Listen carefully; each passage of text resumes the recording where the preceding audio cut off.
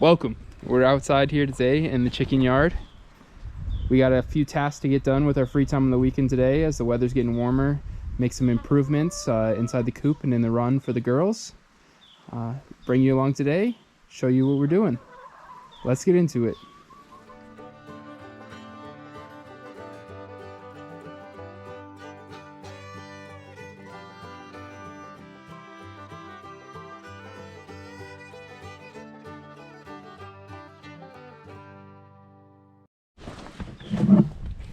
First thing we're doing, we're bringing some special food. This is a feather fixer food that's a higher protein content. Some of our girls losing some feathers here recently, so we're gonna bring it to them so we can help get them all fixed up and let them out today, free range, while I'm working in their coop and in their run. They love it. It's a nice sunny day.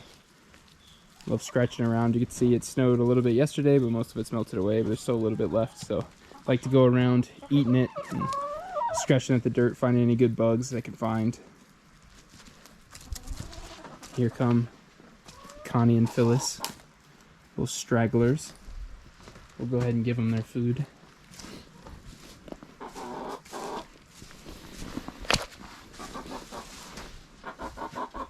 These are two of our younger girls, so they're usually at the back of the pack when it comes to these things. The first thing that we did, we actually did it about a week ago now. We added in, you can see this new post, middle support beam so that we could do a couple extra roosts. There's one down below, one up top, tying into the existing structure of the run. And then we went and did another diagonal post so that these girls have a little more depth to go back and forth on these roost bars, because usually they would line up, and then if another girl was already on the roost, they would sit there and kind of like try to figure it out and jockey for a position, trying to go around them. So we figured, let's make it easier, give them a couple different options to go higher, lower, and around. And we ended up doing diagonals because it'll give us the most amount of length, but also we have our coop camera up there that we have to get to every once in a while and charge. It does have a solar panel, but the solar panel doesn't provide as much charging as we need to make it so that we never have to take it inside. It just prolongs the amount of time that we're able to go between chargers in the house. But anyway, so we have to be able to get up to that. So we didn't do another roost bar straight across so that we can get our ladder in there and get up there easier. But that's one change that we've made recently, and the girls have really been enjoying it. It took them a while to get used to the new bars. As anything new with chickens, you'll find that they're not too keen at trying stuff out at first. But from all the poop you can see, they've been on here walking around and enjoying that. So that's the major change out in the run that we've done. Something we need to get to today is putting some supports on this garden box, because soon plants will be popping up again. But you can see where the girls have sat on it and kind of caved it in. So we're going to put some supports across there to strengthen that up and keep that from happening.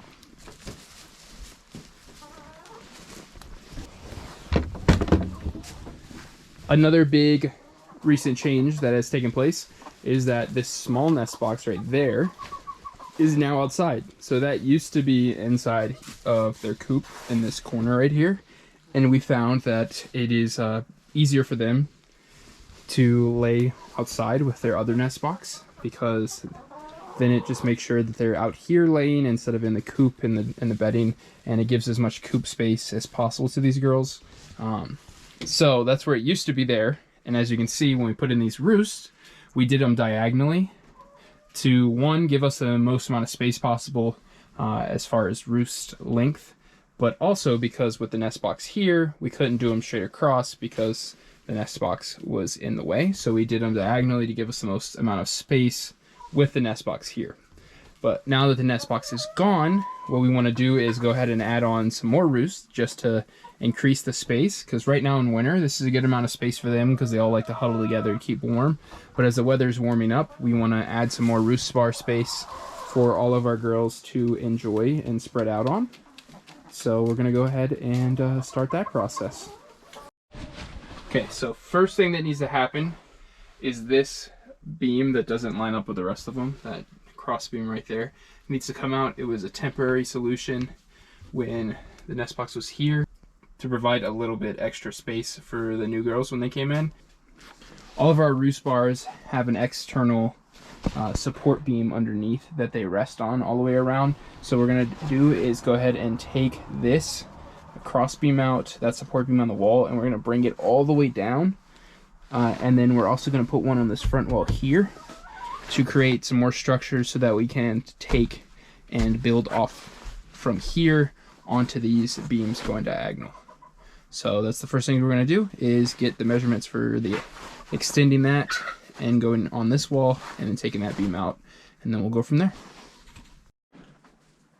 So easy part done now. Took out that crossbar right there, and then we added in our support beams around the outside.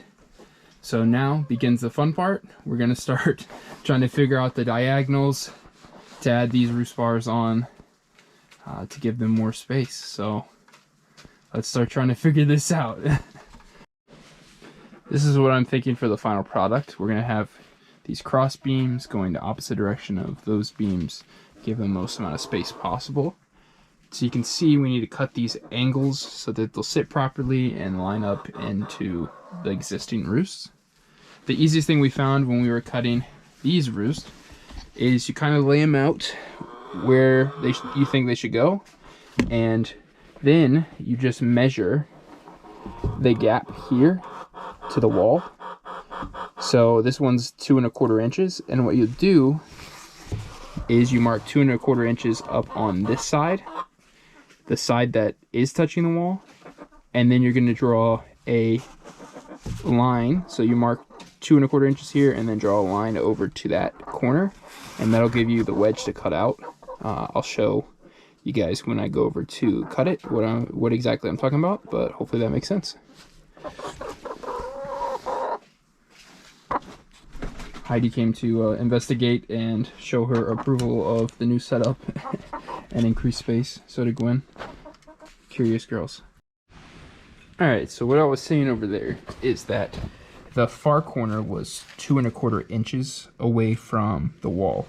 So what you want to do is come and mark 2 1/4 inches, which is right there on this side. And then take your speed square and get you a straight line from the corner, the opposite corner of where you drew the inch line, to where you drew the inch line. So it'll look something like that.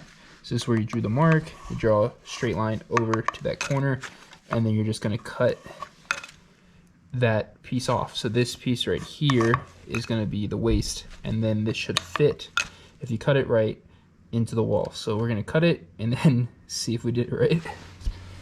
On the way in back to the coop, gotta say hi to all the girls. Of course, got more girls inspecting my work so far. How we doing, Franny? How we doing, B? Oh, Millie, how we doing? We doing okay with the roost? Alright, so we cut that angle, and here's the moment of truth. Put it against the wall, and see. You can see, fits pretty snug how we want it. And so that's a good sign. Now we just need to position it exactly where we want it, so somewhere around here. And then we just need to cut off the excess up there. And once that's cut off, then we'll have exactly what we need. And then just repeat the process for the other two, and then we'll be all set.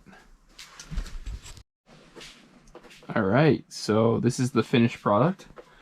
We have 3 extra roosts here, all supported, attached to the middle, attached to the walls.